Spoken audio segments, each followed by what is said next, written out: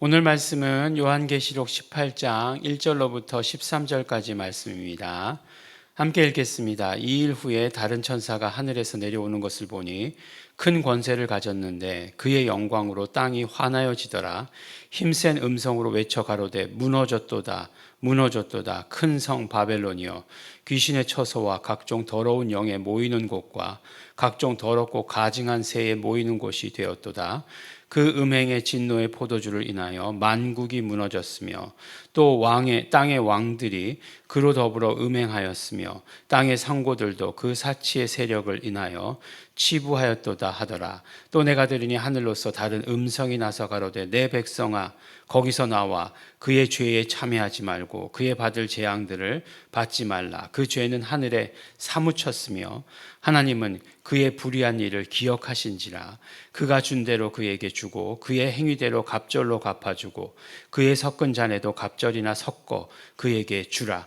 그가 어떻게 자기를 영화롭게 하였으며 사치하였든지 그만큼 고난과 애통으로 갚아주라. 그가 마음에 말하기를 나는 여왕으로 앉은 자요 과부가 아니라 결단코 애통을 당하지 아니라 하리니 그러므로 하루 동안에 그 재앙들이 이르리니 곧 사망과 애통과 흉년이라. 그가 또한 불에 살라지리니 그를 심판하신 주 하나님은 강하신 자이심이니라. 그와 함께 음행하고 사치하던 땅의 왕들이 그 불붙는 연기를 보고 위하여 울고 가슴을 치며 그 고난을 무서워하며 멀리 서서 가로되 화 있도다 화 있도다 큰 성 견고한 성 바벨론이여 일시간에 내 심판이 이르렀다 하리로다. 땅의 상고들이 그를 위하여 울고 애통하는 것은 다시 그 상품을 사는 자가 없음이라. 그 상품은 금과 은과 보석과 진주와 세마포와 자주 옥감과 비단과 붉은 옥감이요 각종 향목과 각종 상아 기명이요 값진 나무와 진유와 철과 옥석으로 만든 각종 기명이요 계피와 향료와 향과 향유와 유향과 포도주와 감람류와 고운 밀가루와 밀과 소와 양과 말과 수레와 종들과 사람의 영혼들이라. 아멘. 네, 우리가 이제 계시록 이제 거의 끝을 다가오고 있는데 끝에 이르니까 이제 17장과 18장은 음녀 바벨론의 멸망에 대해서 다루고 있는 것을 이렇게 보게 됩니다. 바벨론 그러면 실제로 이스라엘의 유다 역사 가운데 있었죠. 북이스라엘이 먼저 망했고요. 그 다음에 이제 남유다가 이제 바벨론에 망했죠. BC 586년에 망해서 이제 그 이스라엘의 백성들이 바벨론으로 포로로 잡혀갔던 그런 역사가 있는 그런 곳이 바벨론입니다. 그래서인지 모르지만 하여간 바벨론 그러면은 그때 그 바벨론을 나라를 얘기하는 것이 아니라 어떤 상징으로서 음녀, 적그리스도의 상징으로서 이렇게 바벨론을 말하고 있는 것을 보게 됩니다. 그리고 하여간 그 음녀, 그 바벨론 그러면 그런 어떤 모든 장소가 되겠죠. 그런 장소들도 다 말씀하고 있다 하는 것을 우리에게 이야기해 주십니다. 그래서 결국에는 이렇게 그것들을 이제 완전히 멸해 버리시는 그런 장면들을 보여주시는데 그 장면들을 통해서 우리에게 말씀해 주시는 것이 있죠. 그것이 무엇이냐면 이제 그 바벨론 음녀에게 정말 많은 사람들이 함께 동참했다는 것이죠. 보니까 만국이 무너졌고 또 땅의 왕들이 그로 더불어 음행하고 땅의 상고들, 상고들은 상인들을 말하는 거죠. 상인들도 그 사치의 세력을 인하여 치부하였다라고 이렇게 말씀합니다.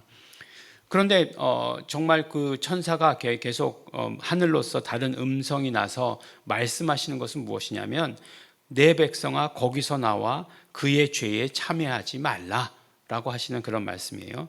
그래서 그의 받을 재앙들을 받지 말라라고 이렇게 얘기합니다. 말씀하시면서 동시에 그 죄는 하늘에 사무쳤으며 하나님은 그의 불의한 일을 기억하신다라고 이렇게 말씀하십니다. 그러니까 죄라고 하는 것이 얼마나 무서운 것인가 하는 것을 우리가 알아야 돼요. 죄의 유혹은 항상 달콤합니다. 요새 이제 많은 분들이 단 것이 다 좋은 것이 아니다, 짠 것이 다 좋은 것이 아니다라고 하는 것을 이제 알아요. 옛날에는 설탕이 얼마나 비쌌겠습니까? 그렇게 정제된 설탕을 먹기가 얼마나 힘들었겠습니까? 또 소금이라고 하는 것이 뭐 귀한 것이었죠. 소금이라고 하는 것을 만들어내는 것이 귀한 것이었지만 지금은 아주 흔하디 흔한 것이 되었죠. 그러다 보니까 어떻게 됩니까?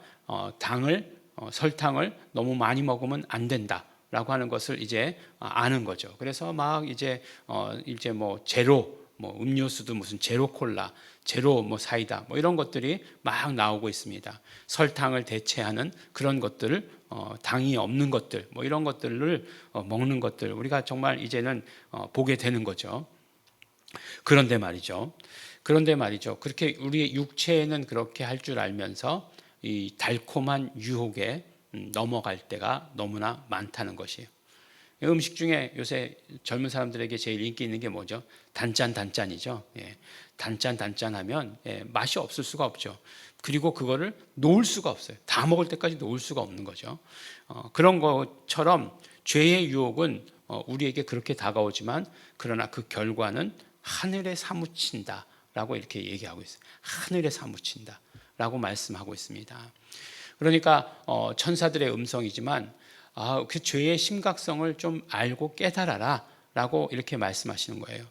그러니까 우리가 결국은 마지막 날 때까지 그때 죄가 여전하면, 죄에 참여하고 있으면, 그 포도주로 인해서 즐기고 있으면 어떻게 되느냐? 그러면 그 재앙 가운데 함께 있게 된다라고 이렇게 말씀하는 거예요. 그러니까 우리가 그 재앙에서 벗어나는 것은 무엇이냐? 죄로부터 벗어나는 거죠. 그 죄 때문에 결국은 정말 그냥 죄 때문에 멸망, 우리는 그냥 그거 재앙 이것만 생각하고 있는데 사실은 그 죄 때문에 어떻게 하셨어요? 하나님께서는 독생자를 피 흘리게 하시고 죽이시는 일을 하셨잖아요. 사실 그것보다 이쪽을 생각하면, 하나님 쪽을 생각하면 그게 훨씬 더 큰 일이에요. 그런데 그렇게 큰 일을 행하셔서 우리의 죄를 용서하셨는데 여전히 우리가 죄 가운데 있고 범죄한다. 그 죄가 하늘에 사무친다. 용서받을 수 있는가 하는 거예요. 그러면 용서받을 수 없다라고 이렇게 말씀하십니다. 그러니까 우리가 예수님 다시 오시는 날을 우리가 기억하면서 우리가 해야 되는 것은 무엇이냐면, 그렇죠. 죄로부터 벗어난 것이 거룩이에요. 거룩이라고 하는 것을 우리가 정말 거룩한 척한 삶을 살면 안 돼요. 우리는 죄의 문제에 대해서 늘 해결하면서 살아야 돼요. 근데 이 죄의 문제에 대한 해결은 본인만 알아요. 내가 정말 날마다 예수 피를 의지하는지 본인만 알 수 있다는 것이에요. 그래서 예수 피를 의지하는 그런 삶을 살아야 된다라고 하는 것을 말씀해 주십니다. 우리가 그 지지난주 설교 말씀인가요? 가운데서 들었잖아요. 예수 그리스도의 성취와 예수 그리스도의 다시 오심 사이에서 우리는 신앙생활을 하고 있어요. 그 신앙생활 가운데 있어서 가장 중요하게 생각하는 것이 무엇이냐? 결국 이 계시록 가운데에서 말씀해 주시는 것은 거룩이에요. 거룩. 재앙을 통해서 뭐 여러 가지 그 심판을 통해서 우리에게 알려주시는 것은 우리의 거룩한 삶을 살아가라는 것이에요. 거룩한 삶을 살아가는 자에게는 하나님께서 구원하시고 하나님께서 보존하시겠다는 것이에요. 그렇지 않으면 반드시 하나님께서 보응하신다라고 하시는 것이 오늘 말씀입니다. 오늘 말씀을 보니까 이제 그 음녀가 무너지고 나니까 바벨론이 뭐 그냥 아주 그냥 뭐 그 견고한 그 바벨론이 무너지겠는가 했는데 그냥 하루 만에 다 이런 모든 일들이 다 그 재앙들이 이룬다라고 이렇게 말씀하고 있지 않습니까? 하루 만에 다 그 재앙들이 다 이루게 될 것이다. 망하게 될 것이다. 라고 이렇게 얘기해요. 그런데 보니까 땅의 상고들이 그를 위하여 울고 애통하는 것은 다시 그 상품을 사는 자가 없기 때문이다. 라고 이렇게 이야기하고 있어요. 근데 뭐 그 상품에 대해서 이렇게 막 여러 가지 막 그냥 좋은 것들 다 나왔어요. 다 나왔는데 맨 마지막에 말씀이 충격적이죠. 뭐냐 하면은 뭐 이 소와 양과 말과 수레와 종들과 그 다음에 뭐라고 되어 있어요? 사람들의 영혼이다라고 이렇게 얘기하고 있어요. 사람들의 영혼도 그럼 사고 팔았단 말이야?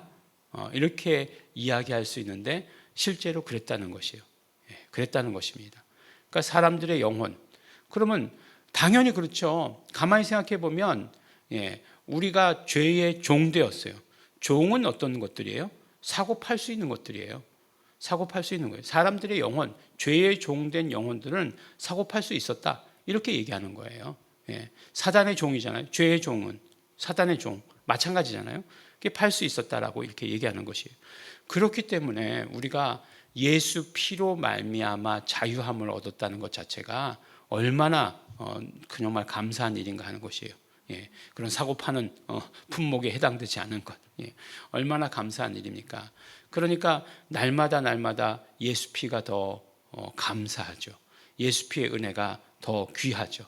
그래서 예수 피 의지해서 회개할 뿐만 아니라 결국 우리의 회개가 거룩이고 그 거룩한 삶을 계속해서 이어나가는 것이 예수님 다시 오실 때까지 우리가 해야 되는 일이다라고 이렇게 말씀해 주십니다.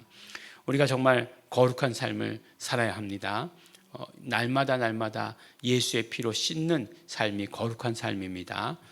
그렇게 될 때 그 어떤 재앙이 온다 할지라도 그 어떤 것들이 어떤 심판이 온다 할지라도 우리는 하나님께서 깨끗하게 건져내 주시는 것을 경험하게 될 것입니다. 오늘 말씀 아주 충격적인 표현들이죠. 그 죄가 하늘에 사무쳤다 라고 말씀하시는 그 표현들을 우리가 기억하시면서 죄로부터 멀어지는 거룩한 삶을 살아가시는 우리 성도들 되시기를 예수 이름으로 축원합니다. 기도하겠습니다. 하나님 아버지 감사합니다. 우리가 예수 피로 말미암아 날마다 깨끗하여지고 거룩하여지고 하나님 앞에 나가는 자 될 수 있도록 되기를 간절히 바라고 소원합니다. 하나님 아버지 정말 죄의 유혹에서부터 우리 담대히 일어설 수 있도록 하여 주시옵시고 뿌리칠 수 있도록 하여 주시옵시고 언제나 성령님께서 함께하여 주시는 것 우리 마음껏 경험할 수 있도록 도와주시옵소서. 감사드립니다. 예수님 이름으로 기도드렸습니다. 아멘. 그러므로 이 시간에 기도하실 때 날마다 거룩한 삶을 살겠습니다. 우리 결단하면서 기도하시기 바랍니다. 그러므로 날마다 예수의 피 의지하면서 살겠습니다. 성령님 기억나게 하여 주시옵소서. 성령님 내 몸으로 기억하도록 하여 주시옵소서. 날마다 예수 피 의지해서 거룩한 삶 살도록 우리를 인도하여 주시옵소서. 다 같이 통성으로 기도하시겠습니다.